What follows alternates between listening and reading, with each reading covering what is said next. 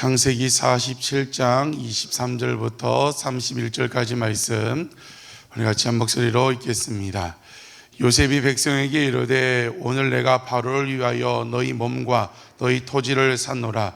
여기 종자가 있으니 너희는 그 땅에 뿌리라.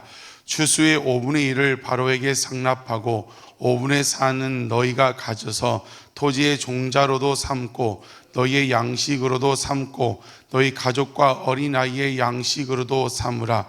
그들이 이르되 주께서 우리를 살리셨사오니 우리가 주께 은혜를 입고 바로의 종이 되겠나이다. 요셉이 애굽 토지법을 세우매 그 5분의 1이 바로에게 상납되나 제사장의 토지는 바로의 소유가 되지 아니하여 오늘날까지 이르니라. 이스라엘 족속이 애굽 고센 땅에 거주하며 거기서 생업을 얻어 생육하고 번성하였더라. 야곱이 애굽 땅에 17년을 거주하였으니 그의 나이가 147세라. 이스라엘이 죽을 날이 가까움에 그의 아들 요셉을 불러 그에게 이르되 이제 내가 내게 은혜를 입었거든 청하노니 내 손을 내 허벅지 아래에 넣고 인애와 성실함으로 내게 행하여 애굽에 나를 장사하지 아니하도록 하라. 내가 조상들과 함께 눕거든 너는 나를 애굽에서 메어다가 조상의 묘지에 장사하라. 요셉이 이르되 내가 아버지의 말씀대로 행하리이다. 야곱이 또 이르되 내게 맹세하라 하매 그가 맹세하니 이스라엘이 침상 머리에서 하나님께 경배하니라. 아멘. 어제 본문 13절에서 그 땅에 야곱 가족이 올라온 그 땅, 또 애굽 모든 땅에 기근이 심했다고 했습니다. 그래서 애굽 사람들이 돈으로 양식을 바꿔 먹고 또 돈이 떨어지니까 가축으로, 또 마지막에는 애굽 사람들의 몸과 토지를 가지고 나와서 우리에게 마지막 남은 것은 몸과 토지밖에 없습니다. 이것을 받고 곡식 종자를 달라고 요셉에게 요구를 했습니다. 이 몸과 토지를 내어놓는다는 것은 노예, 종이 되겠다는 거죠. 이제 죽음밖에 남지 않는 거예요. 살려달라는 것입니다. 요셉에게 애굽 사람들이 그렇게 나왔습니다. 23절에 요셉이 말하죠. 요셉이 백성에게 이르되 오늘 내가 바로를 위하여 너희 몸과 토지를 샀노라. 여기 종자가 있으니 너희는 그 땅에 부리라. 애굽 사람들의 말대로 몸과 토지를 받고 그들이 요구한 곡식의 종자를 내어줬습니다. 그런데 여기서 끝이 아니라 그들이 요구한 종자만 준 것이 아니라 요셉이 파격적인 것을 이야기를 합니다. 24절에 추수의 5분의 1을 바로에게 상납하고 5분의 4는 너희가 가져서 토지의 종자로도 삼고 너희의 양식으로도 삼고 너희 가족과 어린아이의 양식으로도 삼으라고 이야기를 합니다. 왜 이것이 파격입니까? 지금 애굽 사람들에게 남은 것은 하나도 없어요. 몸과 토지를 바로에게, 요셉에게 바치겠다는 겁니다. 살려만 달라는 거예요. 살려만 달라고 합니다. 그런데 그걸 받고 종자만 준 것만 해도 훌륭한데 무엇을 주는 거예요? 이제 요셉은 알고 있었다고 했어요. 지금 이게 흉년 7년째입니다. 7년째. 이제 흉년이 끝나면 다시 농사 지을 수 있습니다. 그래서 이야기를 하는 겁니다. 이제 이 종자를 가지고 농사를 지어라. 그러면 너희가 소득을 얻을 것인데 5분의 1을 나라에게, 바로 왕에게 바치라고 합니다. 여러분 생각해 보십시오. 지금 이게 어떻게 보면 종이 되고 노예가 된 것입니다. 자기를 먹을 것만 겨우 먹고 모든 것을 다 나라에 바쳐야 돼요. 그런데 요셉이 뭐라고 하는 거예요? 5분의 1만 바로에게 상납하고, 이 상납한다는 말이 이 원어로 본다면 무엇이냐면 자율적으로 주라는 거예요. 자율적으로 나라에 바치라. 강제적인 조항이 아니었어요. 선물과 같은 이 존재입니다. 그리고 5분의 4는 너희가 가지라는 거예요. 좀 바뀐 거죠. 5분의 4를 바치고 5분의 1을 너희가 먹으라고 해야 정상적인 것 같은데 5분의 1만 바로에게 바치고 5분의 4는 너희 가족, 그리고 이 부모님들이 가장 애쓰는 게 뭐예요? 자녀들의 문제죠. 너희 어린아이의 양식으로 삼으라고 정말 파격적으로 이 대우를 해줍니다. 그러니까 25절에 애굽 사람들이 어떻게 합니까? 그들이 이르되 주께서 우리를 살리셨사오니. 여러분, 요셉이 애굽이 어떻게 왔습니까? 종으로 왔습니다. 노예로 왔습니다. 그런데 그 요셉 앞에 주께서 우리를 살렸다고 이야기를 합니다. 감격과 감동과 기쁨이 애굽 사람들에게 넘쳐나게 되는 것입니다. 27절에 이스라엘 족속이 애굽 고센 땅에 거주하며 거기서 생업을 얻어 생육하고 번성하였더라. 생육하고 번성하라는 명령은 천지 창조 때 처음 주신 겁니다. 생육하고 땅에 충만하라, 번성하라. 또 아브라함에게 주신 말씀이기도 합니다. 번성하고 생육하라, 땅에 충만하라 말씀하셨으니 이삭에게도 동일하게 말씀하셨습니다. 여러분, 아브라함에게 생육하고 번성하라 말할 때 아브라함의 자식이 있었습니까? 없었습니까? 없었어요. 한 명도 없을 때 이야기를 하신 것입니다. 그런데 어떻게 됐어요? 하나님의 그 말씀대로, 약속대로 진짜 생육하고 번성하게 됐다는 것입니다. 사랑하는 성도 여러분, 하나님이 하시면 됩니다. 하나님이 약속하신 것은 하나님이 이루십니다. 어떻게 하나님이 이루실까요? 하나님에게는 방법이 많아요. 우리가 생각할 때는 어떻게 하지? 이건 어려울 것 같고 좀 불가능할 것 같고 생각이 들지만 우리 하나님에게는 방법이 많습니다. 한 명도 자식이 없을 때 약속하셨는데 하나님의 방법대로 애굽으로 옮기게 하시고 그곳 가운데 가축들을 다 내오게 하고 섭리하셔서 결국에는 생업을 얻어 생육하고 번성하였습니다. 사랑하는 성도 여러분, 신실하신 하나님, 약속을 지키시는 하나님을 신뢰하기를 주의 이름으로 축복합니다. 하나님에게는 방법이 많다. 우리는 그래서 그 하나님만 믿으며 나아가면 되는 것입니다. 그 야곱이 28절에 애굽 땅에 17년을 더 거주했다고 했습니다. 그 노년에 얻은 그 요셉과 함께 행복한 시간을 보냈을 것입니다. 29절부터 그 야곱이 이제 마지막 한 가지 부탁을 합니다. 그 어떤 부탁을 합니까? 29절 마지막 즈음에 애굽에 나를 장사하지 말아라. 내가 죽으면 내 고향 가나안 땅 그 조상들이 있는 막벨라 굴에 나를 묻어달라고 이야기를 하는 것입니다. 30절에 또 맹세하고 30절 31절에 맹세하고 맹세하게 만듭니다. 나를 애굽에서 메어다가 나의 고향 땅에 묻히게 하라. 31절에도 맹세하고 맹세하라. 신신당부를 시킵니다. 왜 고향 땅으로 자기를 메어가라고 했을까요? 지금 미국에 계시는 한인들 노년에 대부분 많은 사람들이 죽는 것은 한국에 묻히고 싶어 하신대요. 한국에서 노년을 보내다가 내 조국 고향 땅 한국에 묻히고 싶어 한다고 합니다. 왜 그렇습니까? 그냥 고향 땅을 그리워하는 겁니다. 여러분, 야곱은 그냥 노년에 막연히 내 고향 땅에 가서 죽고 싶다는 것이 아니라 무엇 때문에 그렇습니까? 하나님의 약속, 하나님의 말씀 때문에 그곳을 그리워하는 것입니다. 오늘 이 본문을 통하여 함께 은혜를 나눌 때 첫 번째 살펴볼 것은 하나님은 우리에게 뜻하지 않는 기쁨과 감격과 감동을 주실 수 있는 분입니다. 애굽 사람들이 요셉에게 몸과 토지를 가지고 옵니다.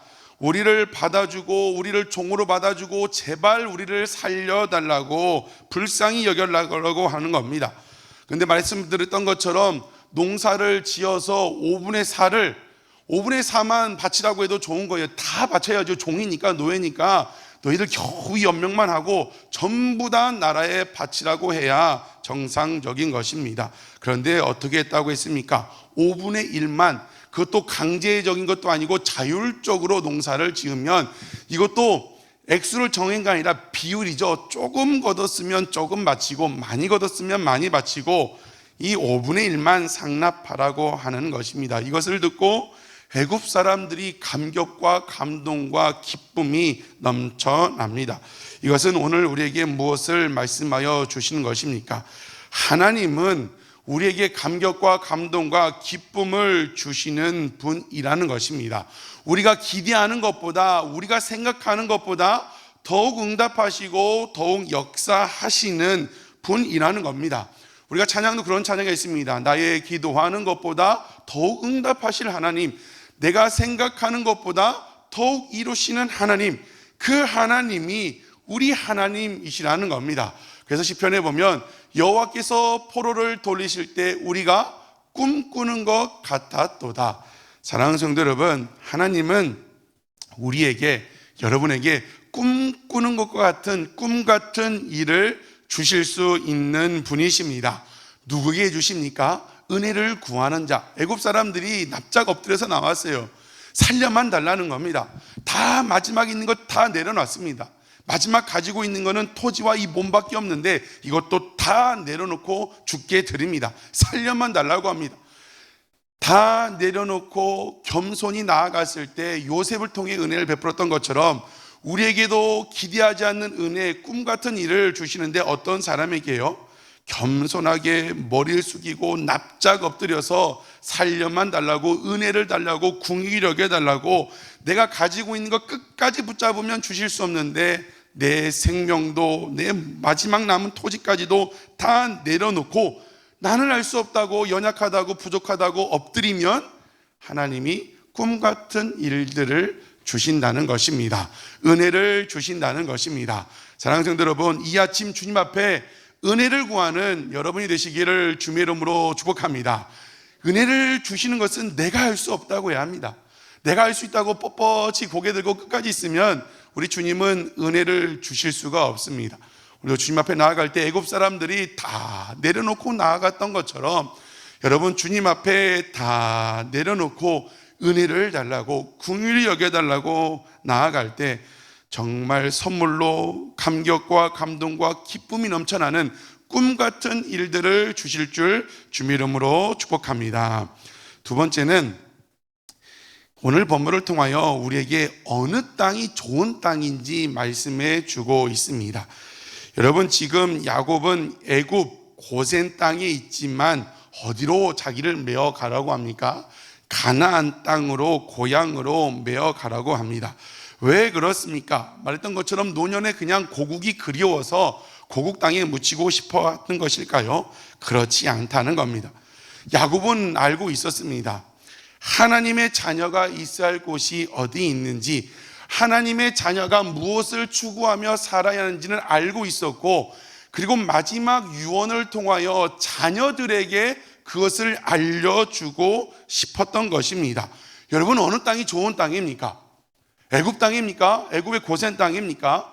성경에서 애굽 땅을 말할 때 늘 상징하는 것이 무엇이에요? 풍부함입니다. 풍부함.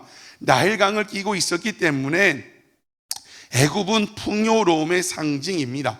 실제로 야곱 가족이 기근 때문에 애굽 땅에 올라왔고 고센 땅에 머물면서 생육하고 번성했습니다.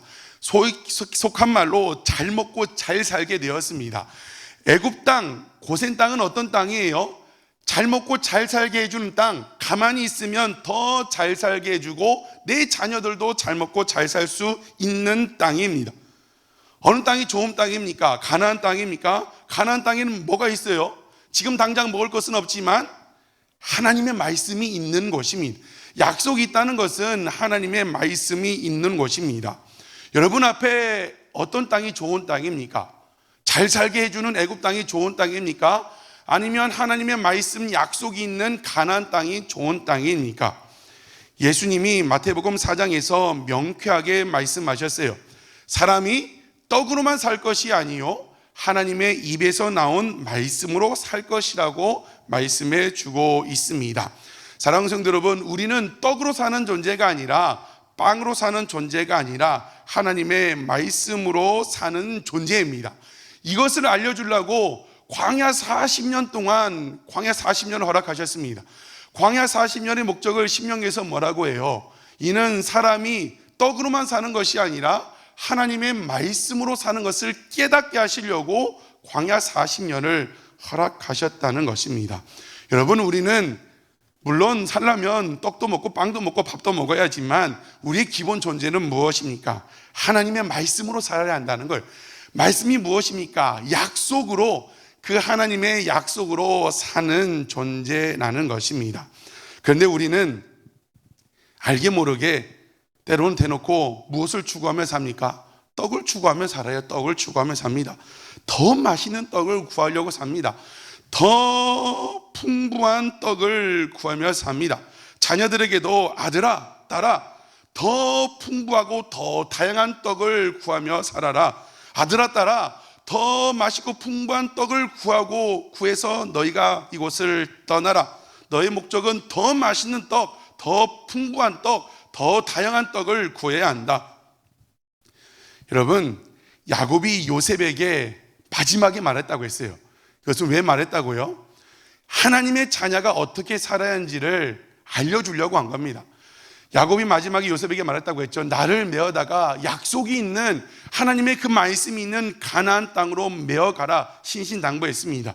요셉이 명확하게 봤죠. 내 아버지가 죽을 때 나에게 그 약속의 땅으로 자신을 메어가라고 했다.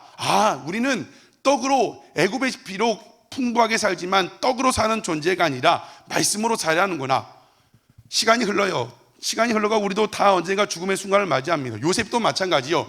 창세기 50장에 나이가 먹고 죽을 때가 됐습니다. 요셉이 자기 아버지가 했던 것처럼 똑같이 유언합니다. 뭐라고 유언했죠? 내 요구를 메어다가 가나안 땅으로 데리고 가라고 아버지에게 물려받은 신앙의 유산대로 똑같이 자녀들에게 말합니다.